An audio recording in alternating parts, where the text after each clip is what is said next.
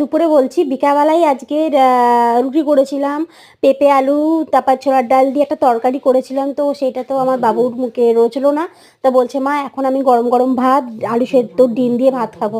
তার সঙ্গে সঙ্গে যেই বলা সেই কাজ, ভাত নিয়ে চালটা ধুয়ে বসিয়ে দিয়েছি। আর এইদিকে দেখো আলু, ডিম সব ভালো করে ধুচ্ছে, ধুয়ে এখন ভাতটা বসিয়ে দেবে।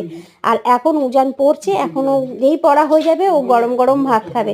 মানে সারাদিনের মধ্যে যদি একটু যদি পেটে ভাত না পড়ে, মানে দিনটাই যেন একদম, মানে কি খাইনি যেন মনে হয়। আর আমি তো ভাত ছাড়া একদমই থাকতেই পারবো না। সে আমাকে যে যতই বলুক না কেন, আমি ভাত ছাড়া থাকতে পারবো না। সবাই ওই ডালিয়া খেতে, রুটি খেতে, কিন্তু দিনে একবার অন্তত ভাত না খেলে আমার চলবেই না, আমি ভাত খাবো। সেই জন্যেই আমি রাতেও একটু, দুপুরে তো ভাত খেয়েছি, রাতে যখন বাবু ভাত খাচ্ছে তখন নিজেকে আর মানে লোভ সামলাতে পারলাম না, নিজেকে আর ধরে রাখতে পারলাম না, ভাবলাম না একটু ভাত খেয়েই ছাড়ি।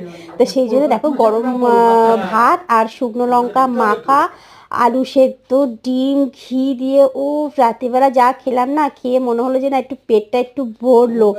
এরকম কার কার মনে হয় আমাকে কমেন্টে